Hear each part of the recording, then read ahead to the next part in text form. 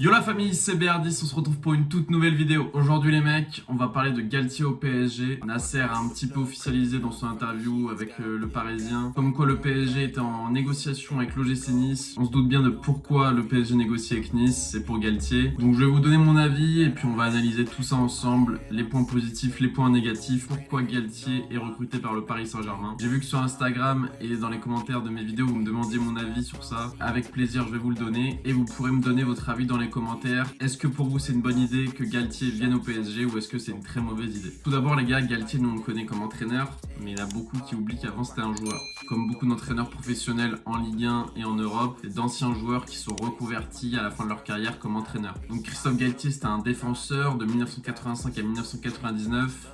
Il est formé à l'Olympique de Marseille. Il a joué à Marseille de 85 à 87, puis en fin de carrière, 10 ans plus tard, de 95 à 97. Il a aussi joué à Lille, Toulouse, il a fait un an à Angers, puis un an à Nîmes. Puis juste après, il est parti en Italie à l'AC Monza, puis il a terminé sa carrière avec un an en Chine. Christophe Galtier en tant que joueur, c'est 6 matchs en équipe de France Espoir, 390 matchs de carrière professionnelle pour un seul but marqué. Donc ça c'était pour sa carrière de joueur. Ensuite la carrière d'entraîneur. Dès sa fin de carrière de joueur, directement il n'a pas voulu attendre, il est devenu entraîneur adjoint de Bernard Casoni à l'Olympique de Marseille, donc de 99 jusqu'en 2001. Et entre les deux, pendant l'année 2000 du coup, il a fait quelques mois en intérim en tant qu'entraîneur principal de Marseille. Après son expérience d'entraîneur adjoint du coup pendant 2 ans à Marseille, il devient entraîneur principal en Grèce à l'Aris Salonique, puis il redevient entraîneur adjoint à Bastia. Puis ensuite, il prend un autre tournant de sa carrière, ce qui devient le bras droit d'Alain Perrin. Donc de 2004 à 2009, il va le suivre dans tous ses clubs et va être son entraîneur adjoint, peu importe le club.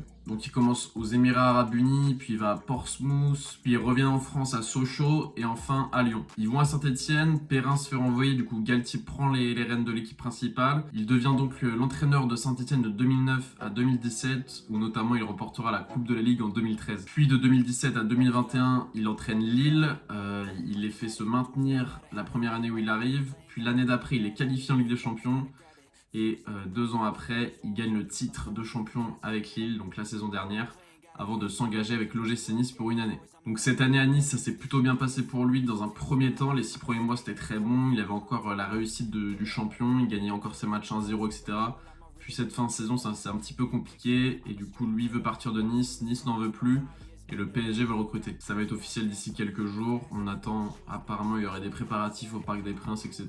Une conférence de presse. Je pense que le PSG attend de limoger officiellement Pochettino avant de recruter Galtier et avant de l'annoncer. Donc, qu'est-ce qu'on peut en conclure de sa carrière? Déjà, c'est que c'est un expert de la Ligue 1. Il a eu des expériences en Ligue 1 en tant que joueur et entraîneur. Et on sait qu'au PSG, lorsque l'entraîneur connaît bien la Ligue 1, ça se passe plutôt bien avec Laurent Blanc, qui lui aussi était marseillais, qui avait joué 2 ans à Marseille. C'est des joueurs et des entraîneurs qui connaissent bien la Ligue 1 et puis ça s'est bien passé, Laurent Blanc s'est très bien passé au PSG. Donc ça c'est un point positif, c'est qu'il connaît la Ligue 1, contrairement à des Pochettino, contrairement à des Unai Emery, des Carlo Ancelotti. Ça c'est des entraîneurs qui connaissaient pas trop, Thomas Tuchel, des entraîneurs qui connaissaient pas trop la Ligue 1. Là on a un expert de la Ligue 1 qui connaît vraiment les 19 équipes qu'on va affronter tout au long de la saison. Le plus gros point négatif, c'est que c'est un vrai Marseillais formé à l'OM, il a joué à l'OM 4 ans au total. C'est encore pire que Laurent Blanc qui était venu mais qui avait joué que 2 ans à l'OM.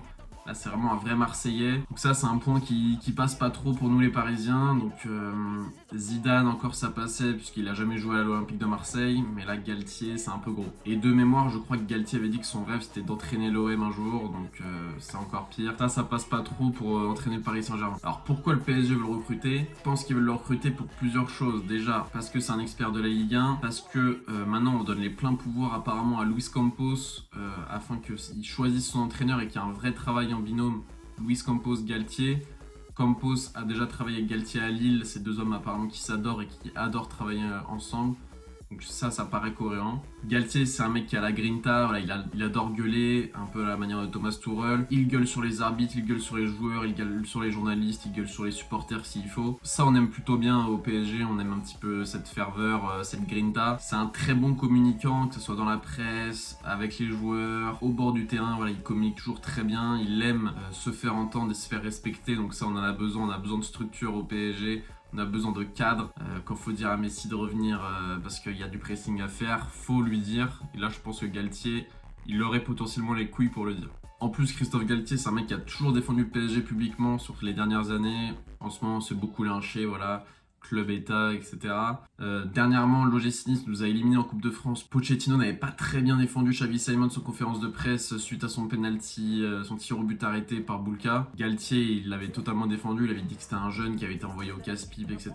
Donc nous, on aime plutôt bien ça du côté du Paris Saint-Germain. Galtier qui défend l'institution du Paris Saint-Germain, qui défend les jeunes du PSG. Ça, c'est plutôt un bon point et je pense que ça joue en sa faveur. Personnellement, moi, mon avis, je pense que c'est toujours mieux que Pochettino. Pochettino, c'est vraiment le pire entraîneur sous l'ère Qatari.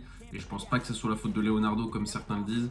Je pense qu'avant Pochettino a eu de réelles difficultés à s'imposer au Paris Saint-Germain. Il n'a même pas été nommé dans les 4 meilleurs entraîneurs de Ligue 1, c'est pour vous dire. C'est la première fois que ça arrive sous l'ère Qatari, donc il est vraiment très très mauvais. Moi, ce qui me fait chier en prenant Galtier, c'est que c'est un Marseillais et surtout qu'on va devoir payer donc l'OGC Nice entre 8 et 10 millions, plus 10 millions à Pochettino, entre 10 et 15 millions à Pochettino pour le licencier et licencier tout son staff. Ça fait une opération, on va dire, entre 20 et 30 millions pour être large. Tout ça pour avoir Galtier, qui n'est pas vraiment une référence en Europe pour nous. Galtier, c'est 6 matchs de Ligue des Champions joués, une seule victoire. C'est pas vraiment ce qu'on cherche. Nous, on aurait aimé un Zidane, on aurait aimé un Mourinho, on aurait aimé un Ancelotti, voilà, un Guardiola, des entraîneurs vraiment qui savent comment gagner une Ligue des Champions, qui savent comment manager un groupe de stars avec des Neymar, des Mbappé, des Marquinhos, des Verratti. Galtier, voilà, il a su manager un Burak Yilmaz. Je pense pas que ce soit exactement la même chose pour Neymar. De plus, Galtier, ce qui est chiant, c'est qu'il joue toujours en 4-4-2.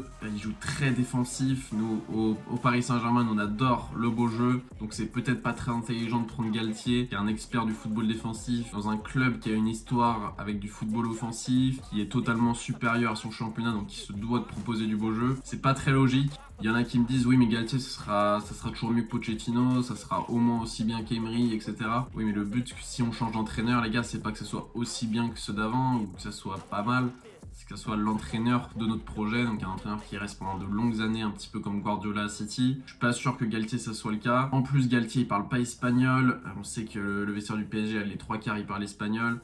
Certes ça serait bien que tout le monde se mette au français mais j'ai du mal à croire que Neymar tout d'un coup commence à parler français avec Galtier pour parler tactique et composition d'équipe ou je ne sais quoi. Donc ça fait beaucoup de points négatifs pour Galtier. Premièrement, il n'est pas hispanophone. Apparemment, il parle un petit peu d'italien. Il a très peu d'expérience en Ligue des Champions. Il a une seule victoire dans sa carrière en Ligue des Champions et 0 match joué en tant que joueur. Il a un football très défensif, basé sur un 4-4-2, ce qui n'est pas du tout l'identité du Paris Saint-Germain. Et en plus de ça, c'est un mec qui a été formé à l'Olympique de Marseille et qui a dans son cœur l'Olympique de Marseille, qui sont nos rivaux de toujours, enfin de toujours non, mais qui sont nos rivaux, nos principaux rivaux qu'on souhaite exterminer 2 fois par saison. Donc c'est un petit peu curieux que Nasser veuille donner une vraie identité française et parisienne au PSG en recrutant un entraîneur totalement marseillais. Ça me paraît un petit peu bizarre. Et puis Galtier dans cette histoire, il a rien à y perdre les gars, parce qu'il vient, il se rate ou il se rate pas.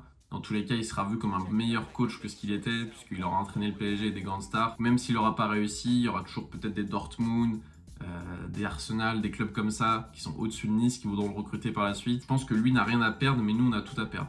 Après, d'un côté, il faut savoir faire confiance à Campos. Campos, s'il veut absolument Galtier, il faut lui donner Galtier. Au PSG, il y en a marre des directeurs sportifs et des entraîneurs qui s'entendent pas. Donc là, si Campos veut absolument Galtier, il faut lui donner Galtier et lui faire confiance. Et puis voilà, on espère que ça sera pas un contrat trop longue durée, on va dire 2 ans, pour voir comment ça se passe et pas se retrouver avec des charges de licenciement comme avec Pochettino qu'on avait prolongé de 1 an. Donc voilà les gars, j'espère que cette petite vidéo vous plaira. C'est une vidéo qui change un petit peu de d'habitude, on parle un peu plus d'actualité. J'attends votre avis dans les commentaires, on peut débattre dans les commentaires, il n'y a pas de souci, je réponds à tout le monde de toute façon. N'hésitez pas à liker et à vous abonner en plus de lâcher votre commentaire. Je vous souhaite une bonne matinée, une bonne journée, une bonne soirée, une bonne nuit, c'était BR10. Peace! It sound right, boys.